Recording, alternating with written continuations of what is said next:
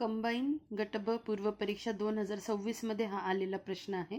तर याआधीचे सगळे व्हिडिओ मी शॉर्ट फॉर्मॅटमध्ये बनवले, रील्सच्या टाईपमध्ये. हा मी मुद्दामून एक छोटा व्हिडिओ म्हणून आणते आहे. थोडं बोलायचं आहे मला. हे बघा, आता जो कंबाईन ग्रुप बीचा 2026चा 14 जूनला झालेला पेपर होता तो ऑलरेडी टफ होता. त्यात गणित पण जे 20 विचारले होते तिथपर्यंत पोहोचणं जरा अवघड होतं, पण त्याच्यातलेही काही गणित सोपे होते सोडवायला. ठीक आहे, नीट शांत चित्ताने बघितलं तर ते सुटत होते. पण आता ह्या टाईपचे प्रश्न आहे, तर ह्या टाईपचे प्रश्न सोडवायला पाहिजे का नाही पाहिजे, गरज आहे का? तर बघा, 1 तासाच्या पेपरमध्ये अशा टाईपचे गणित सोडवायला नक्कीच वेळ जाणार आहे, 100% वेळ जाणार आहे. आणि दुसरी गोष्ट, या टाईपचे प्रश्न सुटतात का नाही, तर ह्या टाईपचे प्रश्न 100% सुटतात, नक्कीच सुटतात.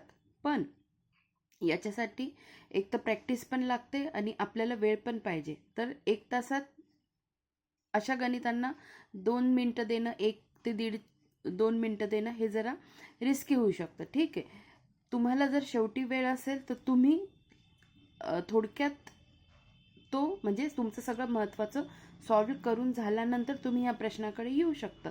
पण तुम्ही आधीच ह्या प्रश्नाला वेळ दिला तर तुमचे जे बाकीचे प्रश्न आहेत, जे ऑलरेडी मी आधीच्या रील्समध्ये घेतलेले आहे, ते चांगल्या म्हणजे सोप्या लेवलचे प्रश्न आहे. म्हणजे त्याच्यातही ट्रिकी आहे, थोडंसं ट्रिकी आहे, पण याच्या कम्पॅरेटिव्हली ते प्रश्न लगेच सुटतात. ठीक आहे, इतका वेळ लागत नाही. तर मला सांगायचं काय होतं की ह्या टाईपचे प्रश्न, मग आता आपण का याच्यात वेळ घालवायचा?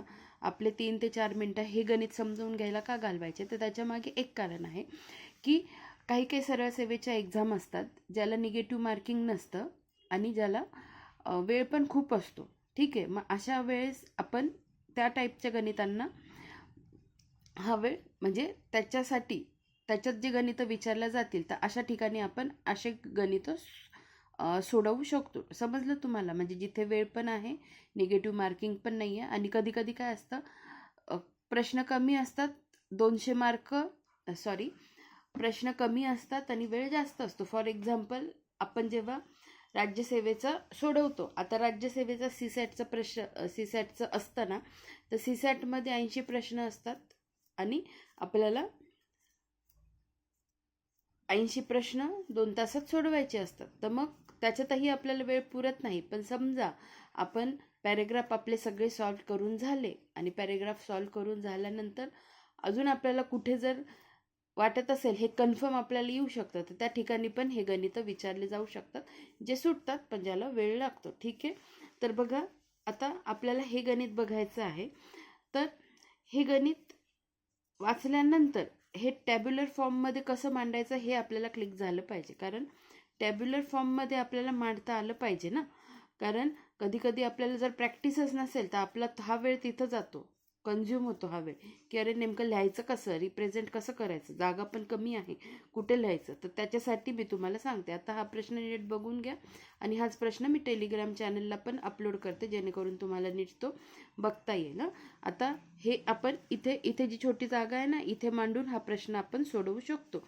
बघा, प्रश्न काय आहे एकदा वाचून घ्या. एका शाळेमध्ये ABCDEF अशा 6 व्यक्ती शिक्षक म्हणून कार्यरत आहेत. प्रत्येक शिक्षक 2 विषय शिकवतात.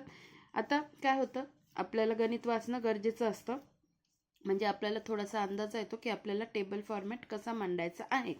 तर एका शाळेमध्ये ABCDEF असे 6 व्यक्ती शिक्षक म्हणून कार्यरत आहे.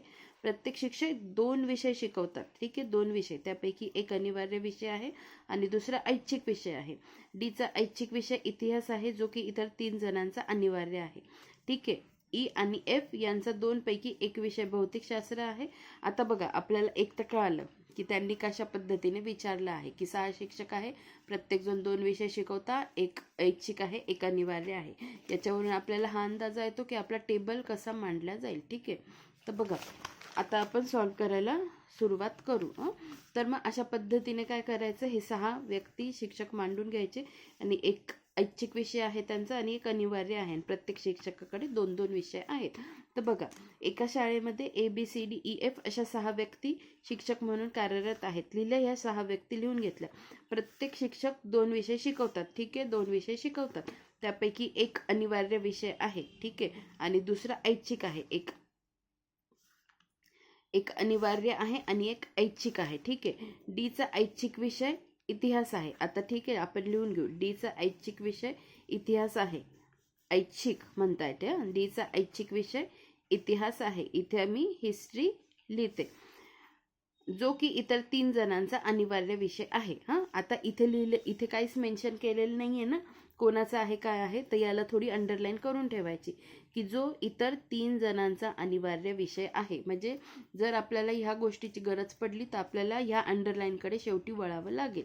नंतर ई आणि एफ यांचा 2 पैकी एक विषय भौतिकशास्त्र आहे. ई आणि एफ यांचा 2 पैकी एक विषय भौतिकशास्त्र आहे. मग अशा वेळेस मी काय करते, या दोघांना मी कंबाईन केलं आणि इथे काय लिहिलंय, भौतिकशास्त्र किंवा फिजिक्स करते. फिजिक्स. ठीक आहे. एफचा गणित हा अनिवार्य विषय असून, आता काय म्हटले त्यांनी, एफचा गणित हा काय आहे, मॅथ्स. मॅथ्स. एफचा गणित हा अनिवार्य विषय असून तो सी आणि ईचा ऐच्छिक विषय आहे. सी आणि ईचा मॅथ्स काय आहे, ऐच्छिक विषय आहे. अशा पद्धतीने ह्या गोष्टी लिहून घ्यायचा. इतिहास. आता तुम्हाला हे कळालं ना, इथे जर मॅथ्स आलं तर इथे काय येणार, 100% फिजिक्स येणार. म्हणजे हे तर कंप्लीट झालं इकडचं. एफचा गणित हा अनिवार्य विषय असून, एफचा गणित हा अनिवार्य विषय असून सी आणि ईचा तो ऐच्छिक विषय आहे. आता पुढे बघा. आता पुढे काय आहे, इतिहास आणि इंग्रजी एचे विषय आहेत. आता इथे आपण लक्षात ठेवू काय म्हणता येते, एचे विषय इतिहास आणि इंग्लिश आहे, परंतु अनिवार्य व ऐच्छिक विषय म्हणून ते डीच्या अगदी उलट आहेत.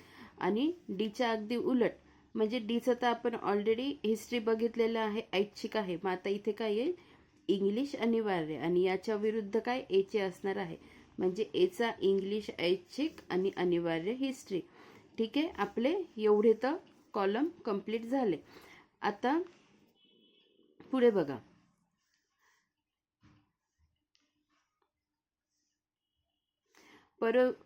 डीच्या अगदी उलट आहे. आता रसायनशास्त्र हा केवळ एका शिक्षकाचा ऐच्छिक विषय आहे.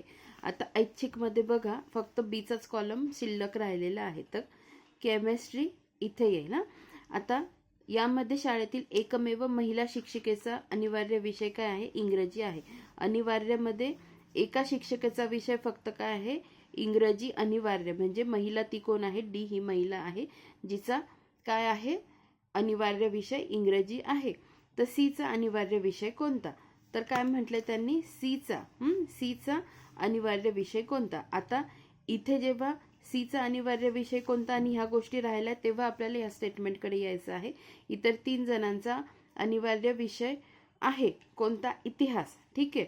म्हणजे आता इतिहास इथे राहिला आणि इतिहास इथे राहिला. मग उत्तर काय येतं, म्हणजे हे कॉलम रिकामे होते ना. मग आता अर्थातच आपलं उत्तर काय येतं, सीचा इतिहास हा अनिवार्य विषय आहे. बघा, ह्या एका गणिताला बराच वेळ द्यावा लागला, कारण नीट समजावून सांगणं गरजेचं होतं. तर अशा पद्धतीने आपण या प्रश्नाला सॉल्व्ह करू शकतो. आता इथे मला तुम्हाला समजावून सांगायचं होतं म्हणून 8 ते 9 मिनिट लागले. पण जेव्हा आपल्याला या गोष्टी लगेच आत्मसात होतात ना, म्हणजे आपली प्रॅक्टिस असते, PYQ आपण बघितलेले असतात, आपल्याला टेबल फॉर्मॅटमध्ये कसं मांडायचं हे कळतं, तेव्हा आपलं हे गणित लवकर सुटेल. तुम्हाला समजण्यासाठी इतका वेळ लागलेला आहे.